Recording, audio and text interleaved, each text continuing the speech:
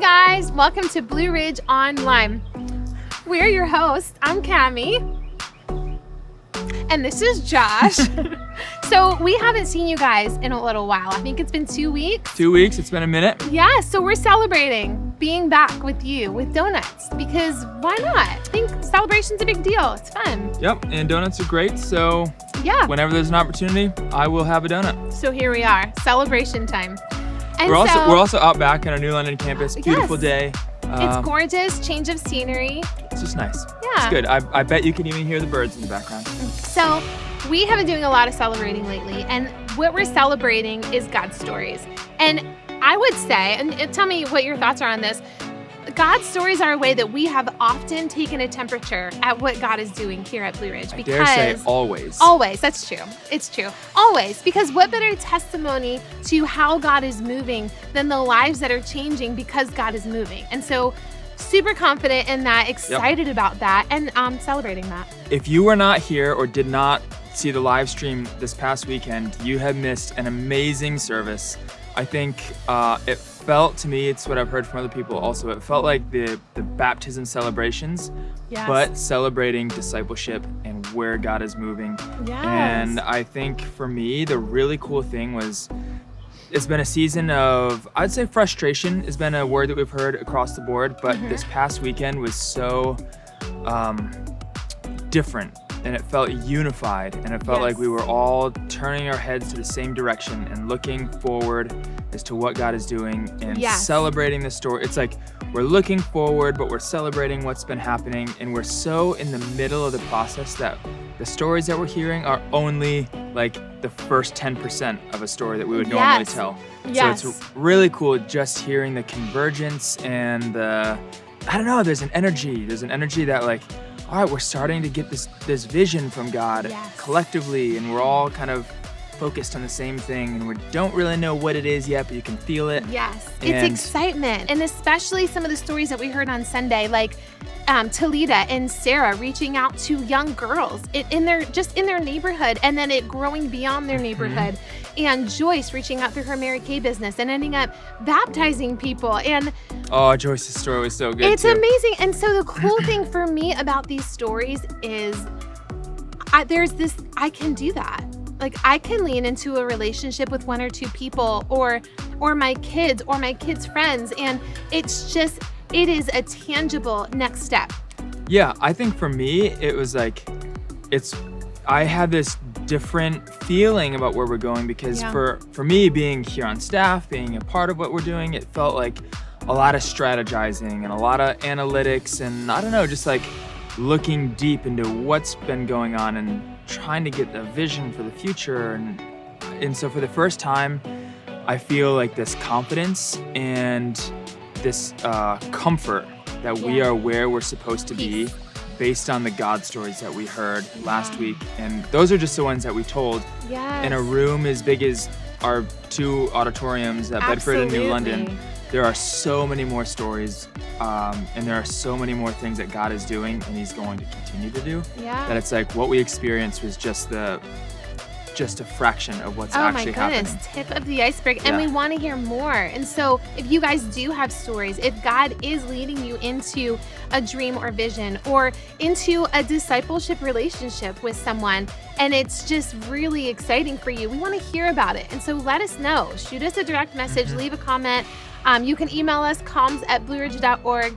We want to tell God's stories so that we can celebrate. Yep. And so we're actually jumping into a new series, a shorter series. But still based on the dreams and visions. It's a series talking about the questions. But before jumping into that, we wanted to celebrate or encourage or all whatever. Of the above. We just wanted to relive some of these stories. So check this out. As we've been talking about dreams and visions over the last couple months, I've been wrestling with, am I just supposed to go find something new to do? Or like, can these old dreams and visions, things that I've been passionate about for a long time, do I just need to pour back into those things? I love coming alongside other couples and helping them understand what God says about marriage. And hopefully come this fall, maybe we'll have opportunities to meet together as a group and meet couples that I would not get to know otherwise. I'm excited that God has me on the journey of, just already being in a ministry that was serving people that needed discipleship. We started this Friday morning thing. Just come out Friday morning, 9 to 11. Let's get to know each other. I get to be a doer of the word. I get to be with people who want to learn how to be a doer of the word. And, God's called me on it, and I'm excited for the next yes. God, in January of 2020, gave me the idea to start a travel business. God gave me the idea in service to seek out those that are financially unable to visit family and friends. And I think that He wants me to use my travel business as a catalyst for that. So I think the thing I'm most excited about with the Dreams and Visions thing is the freedom to step away from having to be Sunday-centric and to be able to love others. And more specifically, I think with my family. I've got 3 kids and a wife. And so I hate to say this because my kids are sitting out in the audience. But I think I've identified that just the distortion that I was believing that I have to be involved in something big, like a program or something, and that my family doesn't count. That if I'm just discipling my kids, that's not good enough. The Spirit just began to reveal, Mark, you've got a family and they're a priority. So this is your dream and vision. So again, I don't have a clue what that looks like. I just know that in my everyday life, I want to love others. I want to love my kids, my wife specifically, and just be an example of what Jesus is. And hopefully that comes to fruition. So the dream and vision I've had, I believe God has shown me how He can use me outside the 4 walls of this church. It always kind of bothered me a little bit that I'm leaving my community and coming over here, and I've grown so much here at Blue Ridge. But I'm like, what can I do in my geographical area?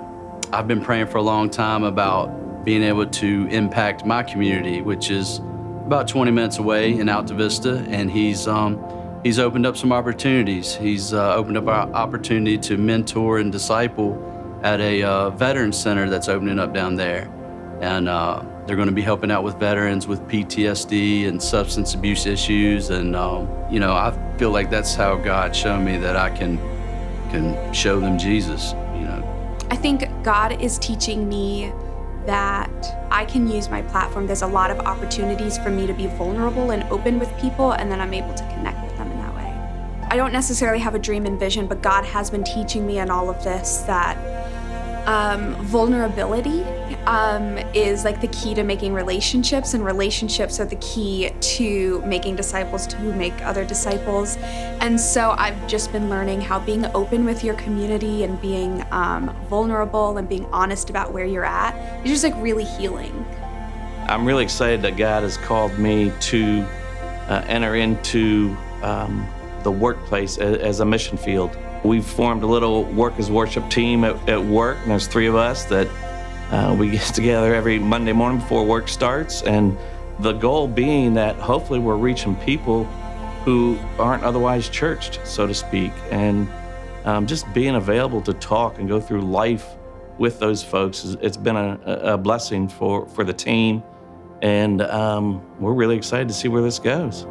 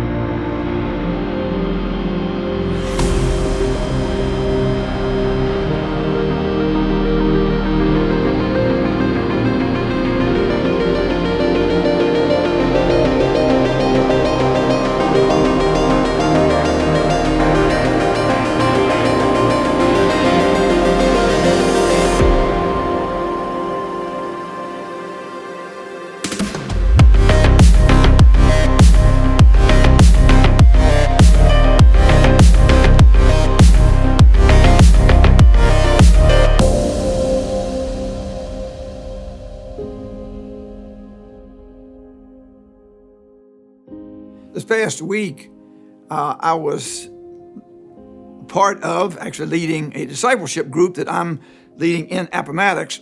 And so we finished up about 9 o'clock or a little later, so it was pretty dark. And as we got ready to leave, all of us were out on the porch of this house there in Appomattox, and we started down the steps. Now the steps, there's maybe 6 or 8 steps or something like that. Obviously, I didn't know quite how many there were. As we got to the bottom of the steps, I either miscalculated, it's in the dark, no lights on the porch. I either miscalculated or something, but all of a sudden it's like, boom, and I fell straight forward and everything went everywhere, all of my notes and all that. I really didn't hurt myself, excuse me, because over the years, the life I've lived, there's been a lot of falling in it. And so, parachuting, all kinds of things. And so I've, by necessity, learned how to fall. In fact, when I fell down, I fell pretty much straight forward. But I didn't even skin my elbow. Skinned my ego, but didn't skin my elbow. In fact, somebody up on the porch in the dark said, "Woody, you've climbed some of the highest mountains in the world, and you just fell off the front porch." And so I tell you this story because I want to keep you from falling. So let me set the stage for what we've been doing. We've been in a series called The Land Between, and basically it's using the story of God's people moving from Egypt, their slavery, their captivity in Egypt, to this new life that he has for them. Now, this is a picture of how we are to live our lives. It's not just grabbing something in the Old Testament remotely related to what we're talking about. But actually, when you go to the New Testament, you see that this Old Testament journey was applied specifically to the New Testament, to us. In fact, let me just read the passage in 1 Corinthians chapter 10 and kind of draw the parallels as I try to bridge from what we've been doing to this next series that we're entering today. Paul writes in 1 Corinthians 10, "I don't want you to forget, dear brothers and sisters, about our ancestors in the wilderness long ago." He's talking about this land between, this journey and the things that they learned, which are things that we need to learn. "All of them were guided by a cloud that moved ahead of them, and all of them walked through the sea on dry ground." You remember following the cloud? You remember Moses' hands being held up here at the Red Sea? In the cloud and in the sea, all of them were baptized as followers of Moses. You see, this is really closely related. They were baptized, identified as followers of Moses. He uses the word baptism. All of them ate the same spiritual food, manna. All of them drank the same spiritual water. They drank from the spiritual rock that traveled with them. Remember Moses striking the rock? And that rock was Christ. So you can see this is not just an illustrative story. These two are tied together. Yet, God was not pleased with most of them, and their bodies were scattered or laid low, or they fell in the wilderness. What I want to do is to help, and we want to do, is to help God's people, that would be the Israelites, that would be us, not fall in the desert on the journey from the place we left, hopefully, to the place, the kind of life God has for us. These things happened as a warning to us so that we would not crave evil things as they did, or worship idols as some of them did. And we do. To worship an idol just means to try to get from the creation what only the Creator can give. As the scriptures say, the people celebrated with feasting and drinking, and they indulged in pagan revelry. That is, they just partied. And we must not engage in sexual immorality, the word porneo, the word from which we get pornography, but it's bigger than that. It just means illicit, excessive sexual activity. It caused 23,000 of them to die in one day. Nor should we put Christ to the test, as some of them did, and they died from snake bite. And these are great stories, accounts. Get a reference Bible, go back and read these stories. That would be something you could do, as a review or to learn from this week. They were destroyed by the angel. Don't grumble. So remember, one of the first messages we did was they were grumbling. They wanted to go back to Egypt. We want to go back to the way it once was. We want to do church the way we've always done it. And they grumbled about it. And they were destroyed by the angel of death. These things happened to them as examples for us. They were written down to warn us who live at the end of the age. That is unmistakably us, you and me. If you think you're standing strong, be careful not to fall. So how do we keep from falling?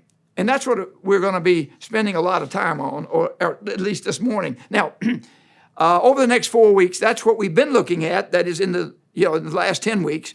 And the next 4 weeks, we're going to be answering some other questions you might have about dreams and visions, which ultimately are a specific or a way that we can make disciples. That is the central commandment of the New Testament. It's what Jesus wants us to do, make disciples. So when it comes to dreams and visions, there have been some questions that have been raised, and we're going to talk about them. For example, 4 weeks from now, the question we're going to be looking at is how qualified, how holy, how gifted do I need to be to get dreams and visions, to be a discipler? 3 weeks from now, we're going to look at how do I know if a dream or vision is from God? How do I listen to God? That'll be 3 weeks from now. That will be interesting. How do I listen to God? 2 weeks from now, does everyone need a dream or vision? What constitutes it? What's the difference in a dream and a vision? This week, I'm going to look at a very fundamental question, and the question is, does every follower of Jesus, should every follower of Jesus be involved in the disciple-making process? Well, the answer is yes. So we can just pray, sing a song, and go home, right? Well, let me sort of unpack that if I could. We know that we have been commanded to make disciples. And perhaps you're saying, well, I think we get it. We've heard it. We haven't gotten it until we're doing it. And so this is critical and central to us. And now, in the 1700s, Samuel Johnson, who was an essayist and a writer in England, he said this: people need to be reminded more than they need to be instructed. And so really quickly, you all know, I'm sure, but let me remind you of this commission that Jesus gave us when he left here. It's in every gospel. It's in Acts chapter 1, verse 8, and it goes like this. Go, therefore. Remember that the fundamental requirement, imperative is make disciples. That applies to all of us, and I'm going to tell you why that's critical to your life and my life. If we don't do it, what will happen? And so it says, it's as you go. That is in your everyday life. You're walking around everyday life. As you go, make disciples of all nations. It doesn't mean everybody's got to go there. Some of you will be called to other places in the world. We heard about someone last week who was called to the nations. But all of us are called to be involved in this process. Baptizing them in the name of the Father, the Son, and the Holy Spirit. So what constitutes a disciple is someone who publicly identifies themselves as disciples and someone teaching them to observe all I've commanded you. Someone who identifies as a disciple and someone who is obedient to, who is doing everything, that's what it says, that Jesus told them to do. And this is the key to intimacy with Jesus, because he finishes up, behold, I'm with you always to the end of the age. And so this is something we're supposed to be doing, each one of us. Now, why would we do it? That's a fundamental question. Well, let me give you a couple of reasons. In fact, I'll give you a personal one because it is personal. In my own life, as I'm involved in this and have been involved in this, it has brought me to a place of joy and peace with God, with other people. It has changed my life. Those of you who know me know this is not always the way it is. It's not that way perfectly, but this is what I was, and this is what you are designed to do. It is the fulfillment of God's ultimate purpose for you and for me. And so there's a personal peace. Actually, there's also even a societal peace. I mean, as we look at the world we live in now, we see a lot of division. We see a lot of polarization. People fighting one another. And you see what we are saying here, when we make disciples, we create, or God creates, new communities of people. Communities of people which evidence the truth of things that Jesus told us in the New Testament, Paul tells the New Testament, like Galatians chapter 3. There's no longer any division between men and women, Jews and Gentiles, slave and free, black and white. I added that last one, but that's the essence of it. It creates, and Jesus talks about this all the time. It's called the kingdom. He starts with it, he ends with it. It is something that he is constantly talking about. And the kingdom is Jesus' offer to come and bring heaven, what's going to be one of these days, to earth right now. Jesus came to renovate every aspect of my life and your life. You say, well, I'm not seeing it. Well, why not? I think there's a number of reasons I could give, but let me just give you what I think is a very fundamental and basic reason. In fact, I'm going to extract it from the New Testament story or parable that Jesus told in Luke chapter 7. One of my favorite stories, and you've heard it probably, but there's a principle here that is critical to our understanding of our responsibility personally to make disciples. I know there's all kinds of reasons, and we're going to try to address some of those, but ultimately it comes down to this. So let's read the passage. One of the Pharisees asked Jesus to eat with him, and Jesus went into the Pharisee's house and reclined at table. That's an important word. Reclining, the way they ate then is not like Michelangelo's The Last Supper, where everybody's sitting on one side of the table. They didn't even sit at tables. They reclined, and you were on pillows or on your elbow or whatever, and so that sets us up for what happens here. Behold, a woman of the city who was a sinner. Now, we don't know what specifically her sin was, but what it says here and what it says earlier, it's probably, for her to be notable as a sinner, it probably means her reputation came out of her lax morals, probably a prostitute. Most of the writers think so, and you'll see why they would think so.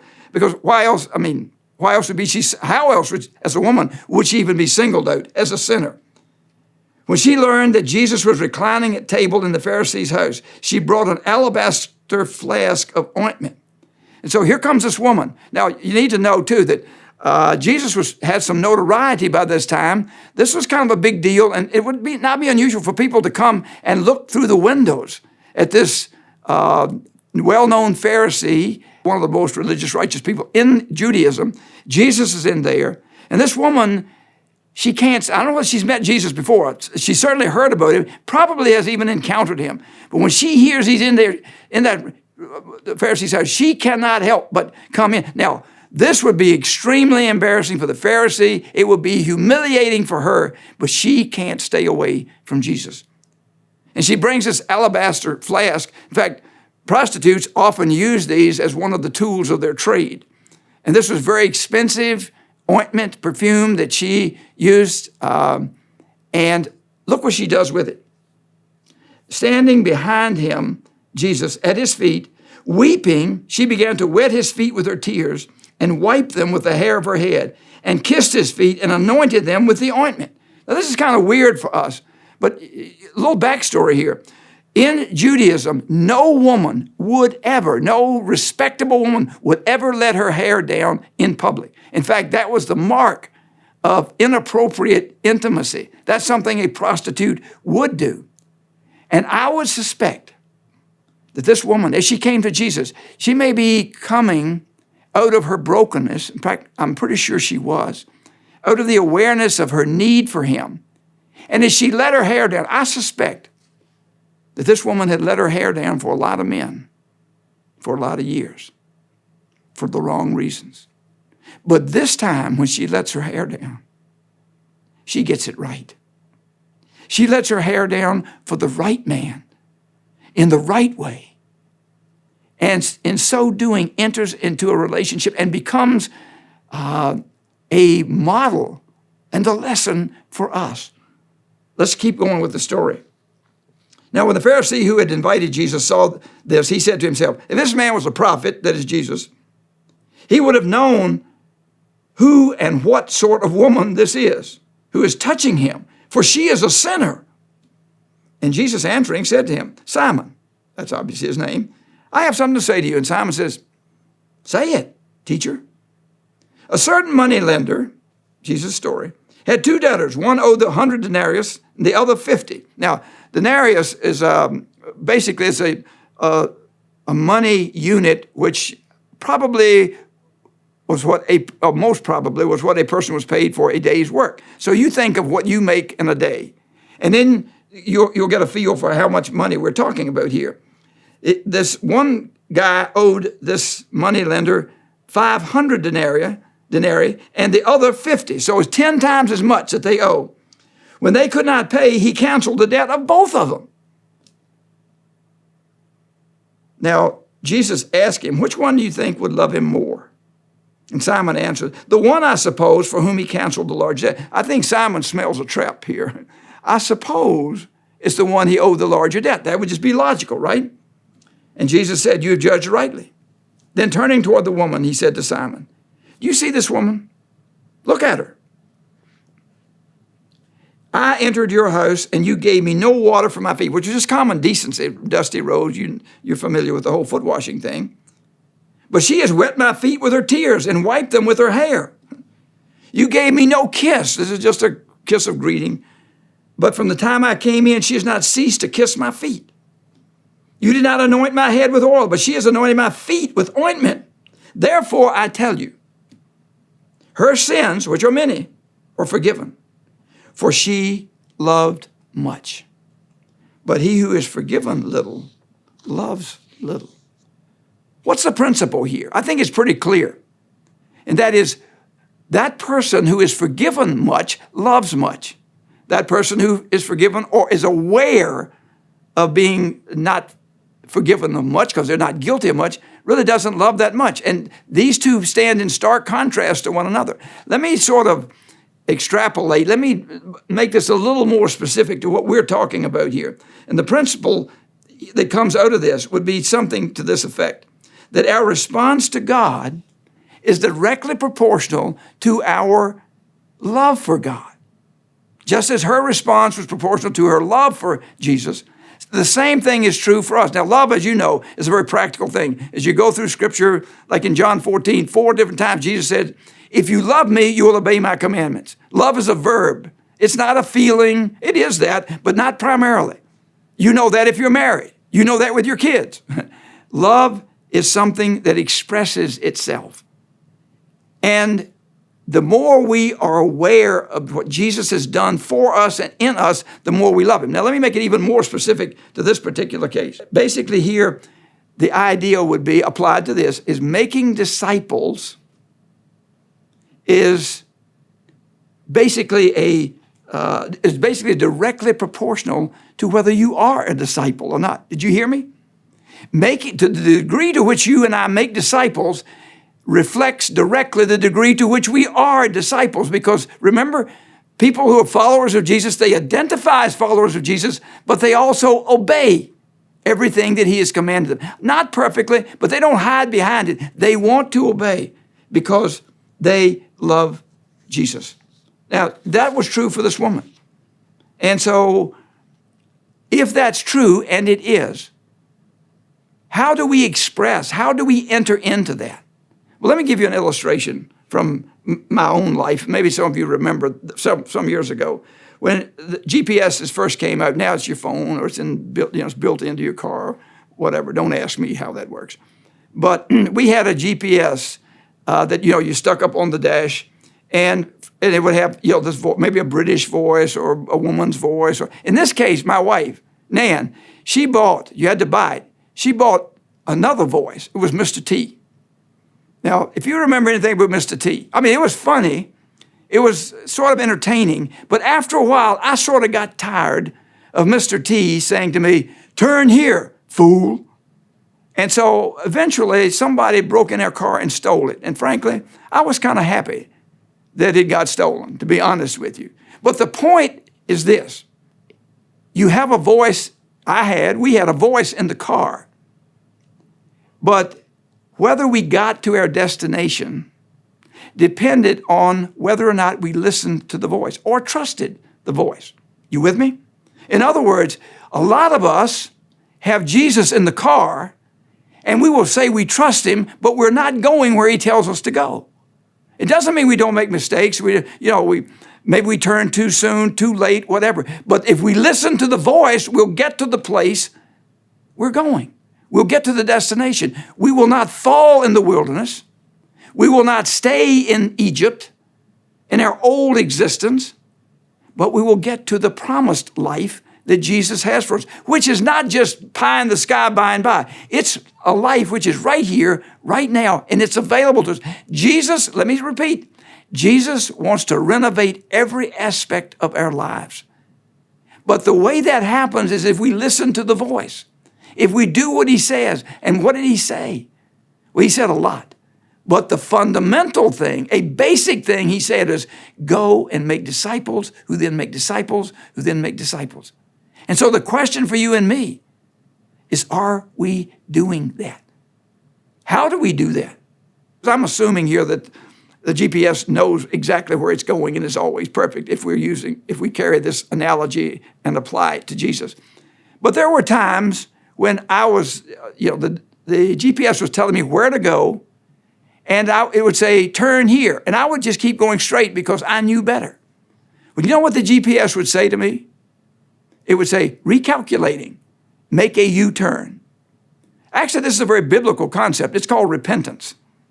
It means, repentance, metanoia, it just means to change your mind and change your direction. And if I did, and if you do, if we do, then we will get home. We will get to the destination because Jesus knows where we are going. You see, nobody is as smart as Jesus. That's another part of following him. You got to assume and trust that he knows what he's talking about. There's nobody more powerful. There's nobody that's wiser. There's nobody that loves us more than Jesus.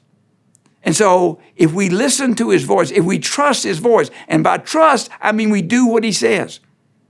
And the thing we're talking about right now is make disciples. And this is not just for a specific, special group of holy people. This is not just for admirers. You see, Jesus, it's like concentric circles. You've got out here, you got people who don't even care about Jesus, don't even know about him, could care less, the crowds. Then you got people, and I'm going to sort of shrink this down, so I won't give all of the concentric circles. But you have admirers of Jesus. They really admire Jesus. Here more recently, we've got users of Jesus. That is, Jesus, I'm coming to you so that you will fix my life. You will fix my kids. You will fix my marriage. You will fix my habits. And they are users of Jesus. But in the central, closest circle are followers. And let me let you in on a secret. Jesus is not looking for users. Jesus is not looking for admirers. What Jesus is looking for is followers. You see, Jesus didn't want us to think of him as some distant, religious, admirable figure out there. No, he came to us and he said, I'm the Lord. I'm the boss. I know best. And you will get to the place that you want to go. You will see your life transformed. You will be fulfilled. I don't mean you'll have a perfect life, but if you follow me, if you trust the voice. And so how do we do that? Just practically speaking. Well, obey. I mean, that's where it starts. It's not rocket science. A Christian, remember, let's go back to Matthew 28. It says, as we go through life, what we do is we make disciples. And disciples are people who publicly identify with Jesus, baptized. And some of you, that may be your next step as you listen to me. But for all of us, and this never stops, the next thing that identifies a disciple is they obey everything that Jesus has commanded. And when we do, we get to that promised life. I don't mean it's going to be perfect. I just mean that this is listening to the voice of the one who knows where we're going and the one who has the power to create in us the kind of life that he designed us to have. So how can we do this, practically speaking? I mean, over the last 10 weeks, you've heard about people who started, we've planted churches and we've started ministries like Anxious for Nothing or the Isaiah House. Last week, you heard about a number of stories, like Ashley and John and these are just individuals who were fostering kids. You heard from people who were using, like Mary Kay, to bring people to Christ, to make disciples, to baptize them, and it goes on. This week, or last week, I guess, I was talking with a friend of mine 10 years ago. We talked, and he said, Woody, I remember you said, just pick one person. And he did. He went to his gym, and he talked to some people. He just had conversations. He didn't share the gospel. He just had conversations, built relationships, and over the last 8 years, he's had like a dozen men that he has discipled.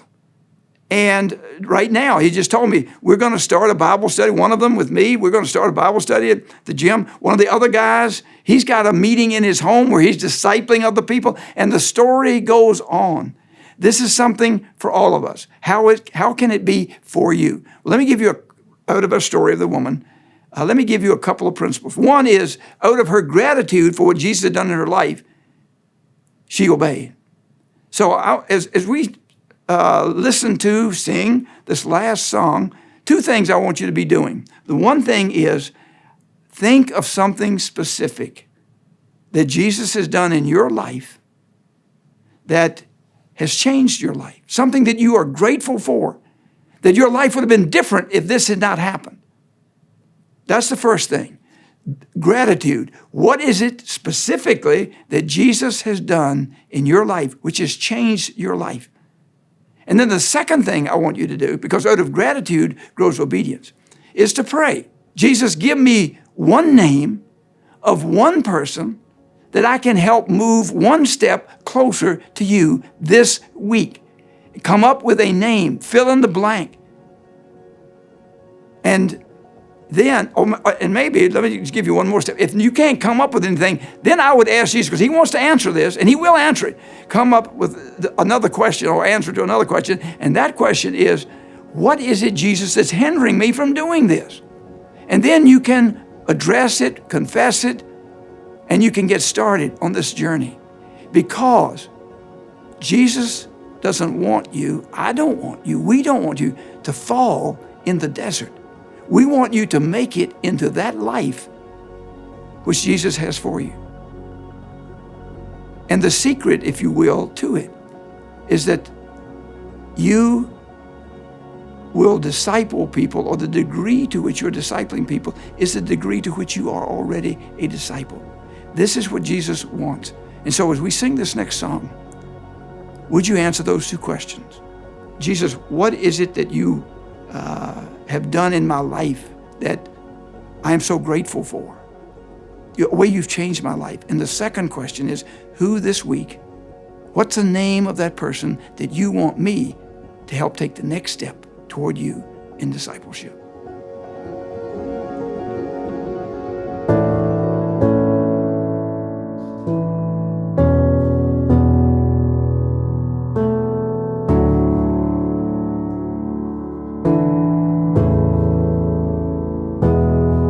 God, I look to you. I won't be overwhelmed.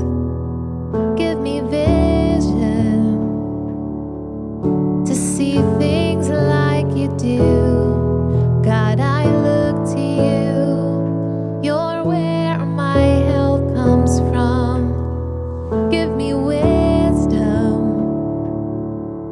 You know just what to do. I will love you, Lord, my strength. I will love you, Lord, my shield. I will love you, Lord, my rock. Forever all my days, I will love you, God. Heaven you can hear, I know you're drawing near as I worship.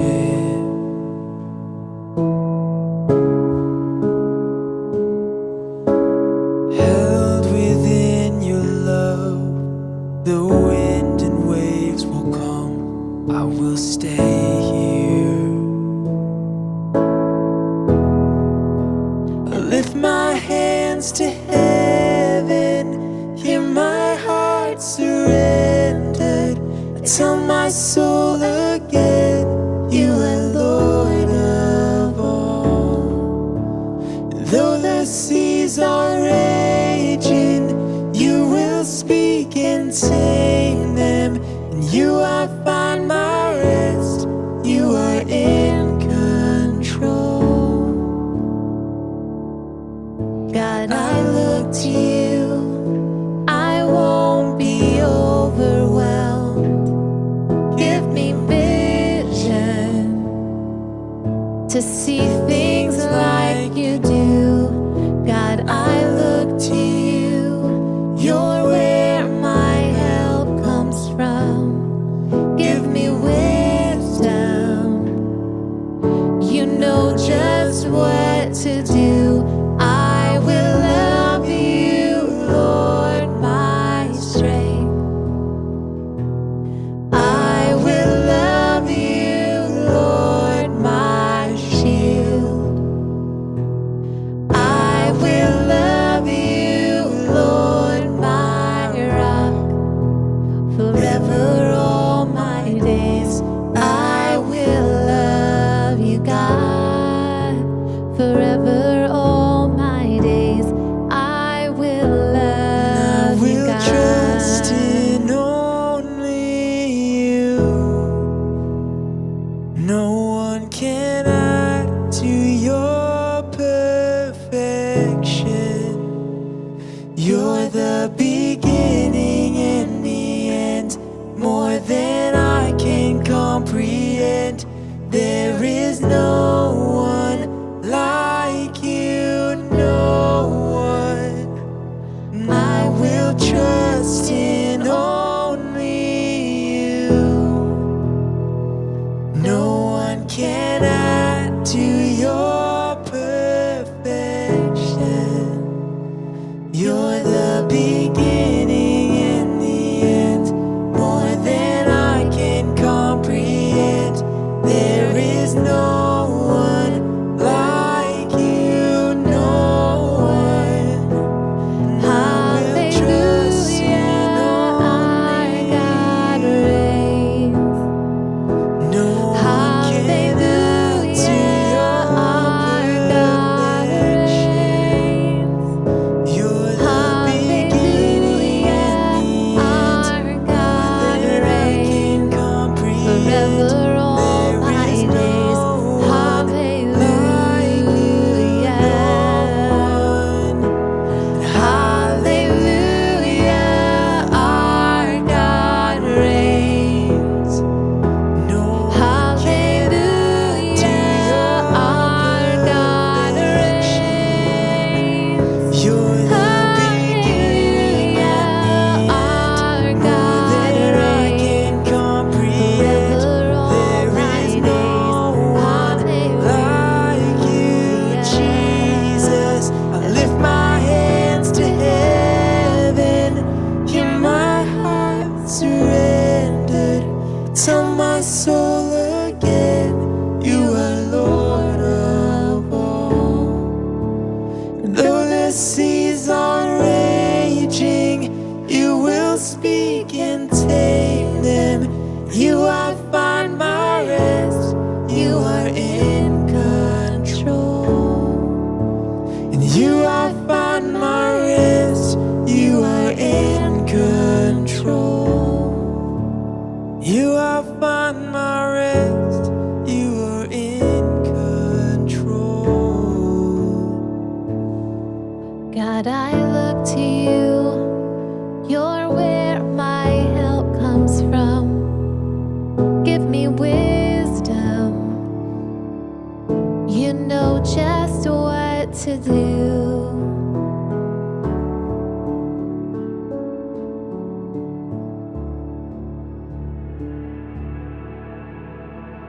If you need just a little bit more time to get alone with your thoughts, to get alone with God, go ahead and click on our Blue Ridge playlist. It's our worship playlist, and just take some space and ask God these questions that Woody has posed for us. Yeah.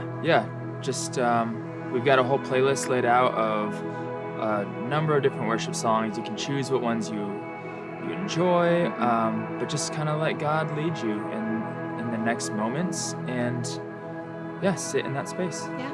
And then, of course, if you guys would like to know when these videos are going to be posting, you can subscribe, and we'll see you next week on Blue Ridge Online.